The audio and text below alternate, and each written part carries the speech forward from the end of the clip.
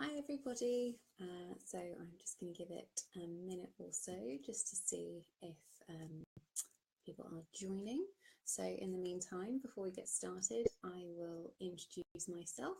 I am Phoebe. I am a nutritional therapist, so I utilise what's referred to as a functional medicine approach with my clients, which means that I'm not just talking about your diet, I'm also talking about your impact of your lifestyle, your emotional state, your stress, all that kind of thing, because it's really integral to optimal health and nutrition overall. So today I'm going to be talking all about plant-based living and eating, and there is so much to talk about on this topic that I'm going to stick to the fundamentals today. And then what I will do is I have so many questions to answer, I will do shorter topics and do more videos and answer any leftover questions at the beginning of those. So let's get started. Right, so the first thing that people always talk about when you're talking about plant-based living and veganism is, where do you get your protein from? And the answer is a really simple one. You get it from everywhere. Plant-based protein is in so many different things. We're talking about your beans, your lentils, your legumes, your chickpeas, your whole grains, things like brown rice, your oats, your buckwheat, edamame, tofu, tempeh, quinoa, nuts, seeds, chia, miso, green leafy vegetables, and raw cacao also contain plant-based protein. So when people think that vegans and vegetarians struggle to get protein into their diets, they have got it wrong, basically. The thing about plant-based protein is we aren't anatomically similar to plants, and that's the consideration we need to pay, because plant-based protein is incomplete, whereas animal protein is complete, which is why most people say, well, obviously animal protein is superior and we should all eat animals. That's not really true. Plant-based protein, it's about the amino acids that we need to get. So we have 9 essential amino acids, which means we have to get them from our diet. We can't get them from anywhere else, and we can't make them. The rest of the amino acids we need, we can make, but these 9 we have to get from our diets. And in animal foods, you get all of those 9 essential amino acids in one place. In plants, you have to combine the different sources to get those 9. And originally it was thought that anybody who was just eating plant-based protein had to have a combination of all of those foods at every meal, which is quite difficult to do. But actually what we know now is that we have an amino acid pool, and our bodies will store the amino acids we get from our food and then utilize them as and when we need. So for somebody on a vegan diet, I would say that you need to have a combination of plant-based proteins within a 24-hour period. You don't need to be overly worried that you have to get them at each individual meal. And the easiest way to do this is to remember this really simple equation, which is that you take your legumes or your pulses or your beans and you combine them with your grains or your nuts and your seeds. So it's a pretty simple thing to do, and it's, like I say, it's really nothing to be overly worried about. The other thing though that you need to not worry, but consider is your absorption of plant-based protein, because it can be a little bit more difficult. And what some people can find is they have a bit of a problem with their digestion when they swap over to a more plant-based diet, because there is an increase in fibre. And it's because plants are very canny things. They want to be spread by animals so they can grow and reproduce and proliferate all over our wonderful planet. But in order to do that, what they do is they coat themselves in things that protect them from animal digestion. And we call these anti-nutrient compounds. Examples would be things like phytic acid or saponins. And when people say they get really bloated and gassy when they eat things like lentils and beans, that's what's causing it. It's because our body is sort of struggling to get through those layers, and the result is that we get the gas as a sort of after consequence. Easiest way to get rid of these is gradually increase your fibre intake. Make sure that your gut microflora are really good and strong, and look at your stomach acid. So one of the best ways that we can do this is really simple. Just before you eat, probably about 10 to 15 minutes before, have a little bit of lemon juice in a small cup of water, or you can use something like raw apple cider vinegar. And if you get the one it says on the label with the mother, that means it's got a whole web of digestive enzymes and probiotic bacteria in there as well. So that's going to be supporting your digestion even more. So you drink that about as I say, 10 to 15 minutes before eating, and that supports your stomach acid. It will make your stomach acid slightly more acidic in the immediacy, but also what it does is it helps your body to naturally produce a little bit more acid in future. So that's a simple one to do. The other thing to think about is including something like fermented foods in your diet. Miso, which we said was a really good plant-based protein source, is also naturally probiotic. Things like sauerkraut, kimchi, anything like a vegan yogurt, so a coconut yogurt, you get lots now, and they have naturally occurring probiotic bacteria in there. You can also get things like kombucha, water kefir, and coconut milk kefir as well. So including those into your diet is a great way to help your digestion. And the final thing is thinking about how you gradually introduce these foods into your diet. So if you go all gung-ho and you start having things like lentils and beans and hummus all the time, you might struggle a little bit. So I would say do something like have half of your sort of quantity of chickpeas and maybe blend it into something like a bit of baked sweet potato to make a hummus.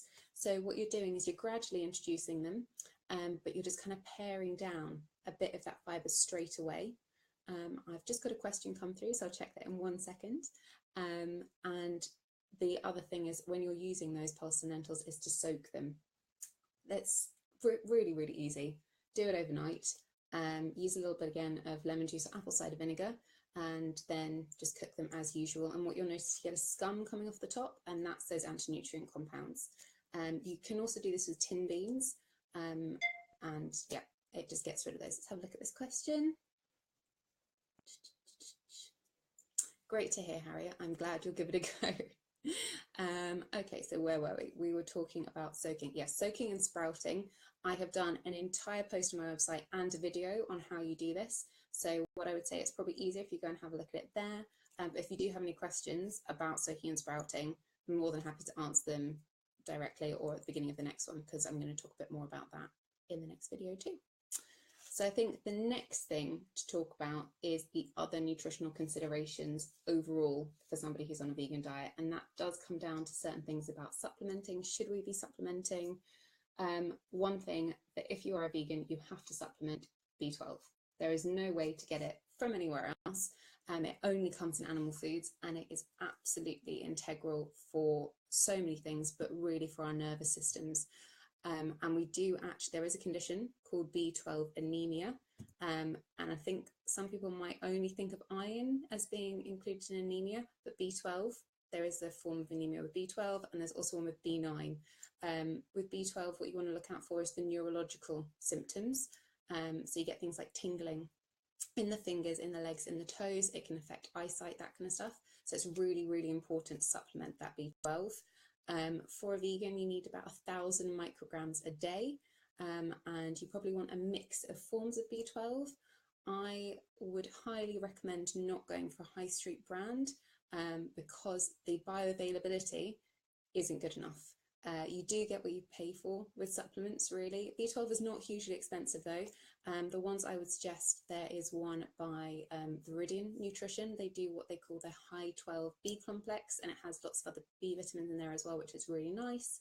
There are some by Cytoplan, and you can also look at liposomal ones, which means that they are fat soluble, because although B12, confusingly, is a water soluble vitamin, it behaves like a fat soluble one, so we can store it. And that's the other thing, that people who transfer over to a plant-based diet might not get any symptoms of low B12 for a long time because they've got good stores, but gradually they'll deplete. So it's just to make sure that doesn't really happen.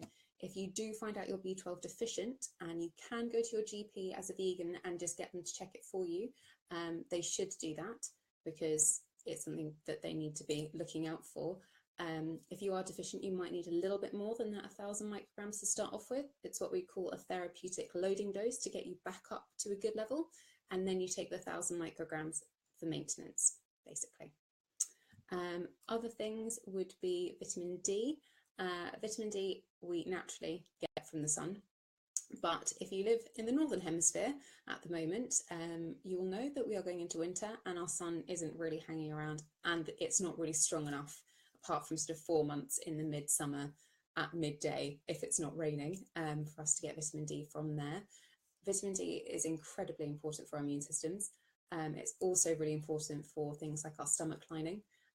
What people don't really know is that, well, they might not know, is our stomach lining should look like this, and it should knit together really, really nicely. And that is one of our best protective mechanisms for keeping well. What we see in most conditions these days is that that lining has started to do this. And so what we get is we get things popping through the stomach lining into the bloodstream that we don't want to be there. And that's when we get weird things like transient food allergies. People get things like lactose intolerance. Again, it can be bloating. We get things like IBS, and it's all to do with that moving apart, and our body it's our immune system fighting something it's not really supposed to be fighting. One of the things that holds that together is vitamin D. So vitamin D, again, comes in two forms because all these natural things like to be a bit confusing. Vitamin D3 is the functional one, and vitamin D2 is the precursor. Now, if you want to get vitamin D3 in a supplement, it will be animal-based. So for a vegan, you want to go vitamin D2, but that's absolutely fine. You can get really nice supplements. Again, there's one by Garden of Life, and Cytoplan and Wild Nutrition all do really nice vegan vitamin D supplements. And I would suggest that throughout the winter, people take at least what we call 2000 IUs, international units. Again, you can get a vitamin D test from your GP, or you can do them online. There is a company called Better You. They do a vitamin D test, and included in the price of the test is an appropriate supplement if you are deficient or low. So that's quite a good one to have a look at, and you can do that at home. It's really, really simple. Going hand in hand with vitamin D is calcium. And one of the things that people go, well, obviously, if you don't drink milk, you'll not be getting enough calcium. And that's not true, because calcium is actually more richly found in your green leafy vegetables. And what people don't realise is that the dairy proteins inhibit iron absorption. So actually, lots of milk is going to negatively affect your other minerals. So I always say, get your vitamin D. That will help you absorb your calcium, and if your stomach acid is good, you will have absolutely no problems if you eat your green leafy vegetables. So it's pretty simple. Don't worry, if you don't have dairy products, you're not going to have crumbling bones and be predisposed to osteoporosis. And if people scaremonger you like that, then you can just ignore them. Okay, it's on my authority. And as I mentioned before, the other one that people worry about is iron. If you're not having red meat, where do you get your iron from? Green leafy vegetables. You're going to get most of your minerals from there. And again, like I said, if you're not having dairy, you'll actually improve your iron absorption.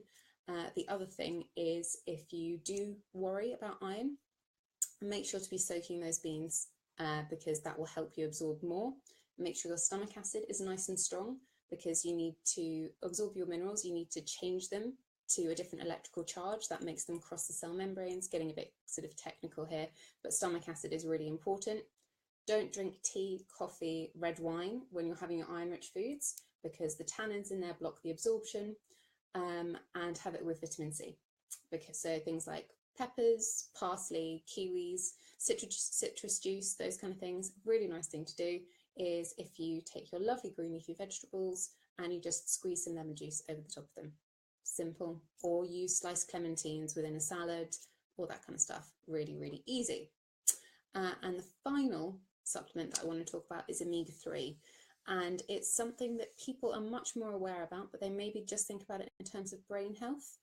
Again, omega-3 and this anti-inflammatory state is really, really important for our overall health.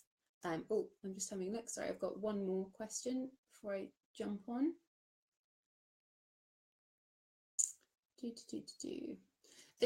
I'm taking a vitamin D combined with calcium. Do you think it's strong enough and I should take a straight vitamin D? It will depend on how much of each is in the supplement. So what you want to be looking at is the quantity on the dosage and the form of each. So if you pop what's there, I'll let you know. Okay. Yes, don't take your iron with your coffee in the morning. Minerals are mainly actually best taken on an empty stomach and at night. So if you take anything like a B vitamin, or your water-soluble vitamins, they are best taken in the morning because they're actually quite energizing. They support energy metabolism. So they should all go in the morning. Things like your zinc and your iron and your calcium and your magnesium and your omega-3, which we're going to talk about in a second, they're all really good to take at night time because then they're absorbed, and the empty stomach thing is about the stomach acid. So it helps to ionize, which is that change of electrical charge, and we absorb them a bit better. So whilst we just wait for this thing to come through about the vitamin D and calcium supplement, I will talk to you about the omega-3, which I wanted to say. So omega-3, we know is very supportive of our brains and our cognitive function, but it's actually really important for our overall health as well because it's hugely anti-inflammatory. And okay, the vitamin D is too low. So we've got here that vitamin D is 5 micrograms and calcium is 800 milligrams. So what I would say is that you want to look at a vitamin D supplement, especially in the winter, that is up higher. It's probably 10, maybe 15. If you want, I'll pop some actual brands of the ones that I would use for you, or have a look at the World Nutrition or Cytoplan ones, because they're a bit higher. Perfect. Okay, so the omega-3 question. What we see now in terms of general health and the way that we live our lives is that because we're exposed to more toxins, we live in cities, we don't get as much nutrition from our foods as possible, we're stressed, all this kind of thing. We live a more inflamed state of life. It's just a natural byproduct of the way that we live. And that predisposes us to more chronic health conditions, things like cancers, and sort of cardiovascular disease, diabetes. Ultimately, what we know is underlying everything is this chronic state of low-grade inflammation. Inflammation is a massive topic. So to really summarize it, if you imagine you get a bee sting, you get a red mark, it goes hot, it gets a little bit sore, and eventually it will go away quite quickly. So that is a natural inflammatory state. I will absolutely do a summary post of all the brands at the end. So natural inflammatory state, it goes away when you don't need it anymore. What we see with chronic inflammation is that we have this underlying inflammation that just gets out of control. We have little bits of damage going on all the time, and things don't turn themselves off, basically.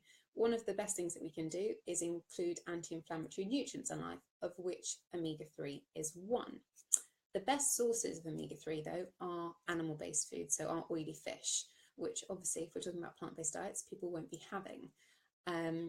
If you want to go for a non-animal-based omega-3, you would look at something like flaxseed oil. The difference here is, again, like we were talking about before with the plant-based protein as opposed to animal, it needs to be converted to a form for us to use that anti-inflammatory state. So in flaxseed oil, we have a form called ALA, and in oily fish, we have EPA and DHA. So there's a series of enzymes that will take the ALA from the flaxseed oil and to gradually turn it into the ones that we need to use. That pathway can be a little bit compromised in people. So it can be a little bit slower, or it might not work as effectively, but it will happen. So what we want to do is we want to make sure that we're supporting that as much as possible. And this is the other branch when it comes to plant-based diets, in that we need nuts and seeds and those kind of foods. Absolutely, they're incredible for healthy fats and plant-based protein, but they're very high in omega-6, which is what our omega-3 works in a ratio with. So naturally, if we're having more omega-6, we're going to need more omega-3 to balance that, because whichever we have more of is going to be the dominant one in our bodies. And omega-6 can be a bit pro-inflammatory, which we don't want to happen. And too much of that omega-6 will also inhibit that really vital conversion of the different forms of omega-3. So this is where I talk about having to supplement omega-3. You can absolutely get really good quality vegan omega-3 supplements. There's one called Opti3, and there is another one which is Equio Omega. They're the couple that I tend to use. There's also one by Garden of Life again, or a really good quality flaxseed oil daily. Flaxseed oil is brilliant. It's a super potent antioxidant. It has lots of vitamin E in it and those kind of things, but it means it's quite vulnerable to oxidation. So what we want to do is we want to keep it out of direct sunlight, really away from light at all, and we don't want to keep opening the bottle and letting more air in. So what I would say is you get a nice dark glass bottle, organic cold pressed flaxseed oil, decant it into some smaller containers and pop those in the freezer. And then what you do is you just use one at a time and then you get rid of it. So you can pop some into a smoothie. You could even freeze it into ice cube trays and then just dump the frozen cube into your smoothie in the morning if that's what you tend to have for breakfast. You can mix it into something like a fresh pesto or a salad dressing and use it once and then obviously you've used it. You can also do things like just mix it into a little bit of yogurt, use it just drizzled over some leaves or something like that. It's really, really simple. It's pretty cost effective as well. If you get a sort of 500ml bottle, it usually costs about £8 for a really, really good quality one. So if you're thinking about having supplements in other areas, you could maybe spend a little bit more on some of those other supplements and then just look at this food state one on the other hand. Right, so if anybody has any questions about that bit, that's my kind of rundown of sort of the nutritional considerations. And I had a couple of other questions that I thought I'd just quickly cover without, taking all of your evening away from you. And the first one was just to talk about alternative products and how we pick a good alternative as opposed to a bad alternative. So my guiding point is that if it's recognizable as a natural food, it's probably a good alternative, and if it's not, then it's probably not. What I feel is that a lot of people maybe transfer over to a plant-based diet and then end up eating more processed things, which are there to sort of mimic the animal products, which is not a particularly good idea.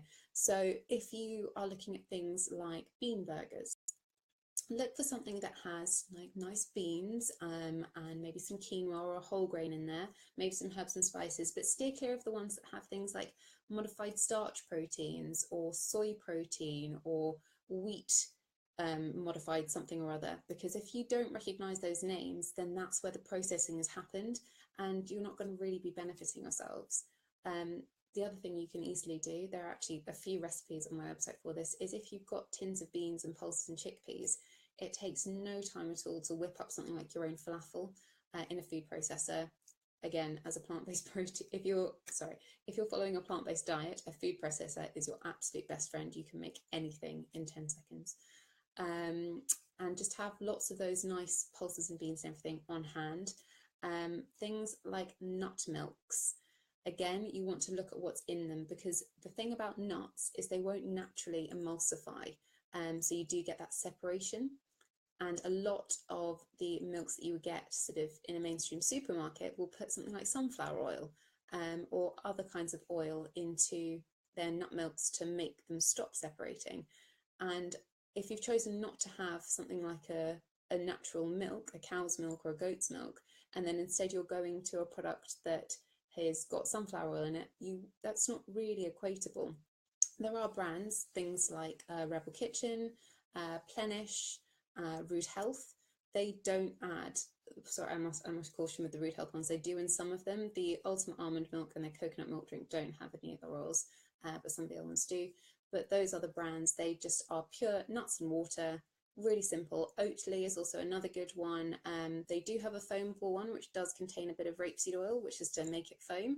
But to be honest, if you want a nice cup of coffee, you are going to need to look for something that has that emulsifying effect, because otherwise it will separate. And the other quick thing I was just going to touch on was a bit about soy, because people ask me, is there such thing as good soy? Is there such thing as bad soy? Yes, there is. And again, it kind of comes down to the processing.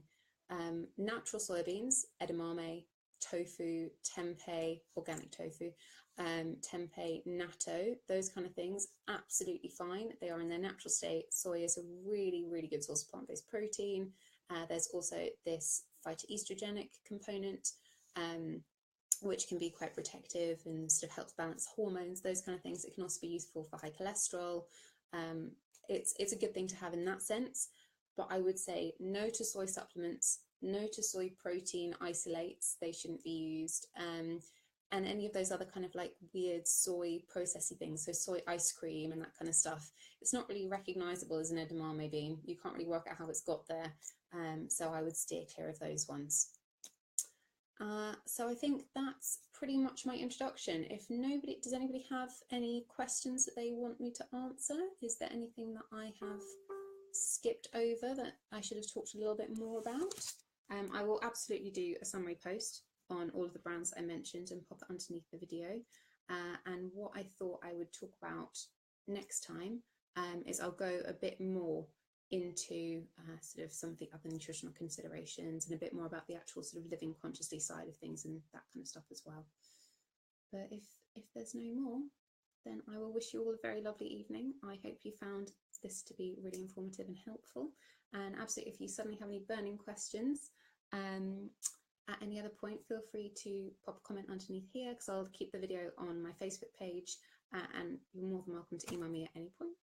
So have a lovely Monday evening, everybody, and I'll see you soon. Bye.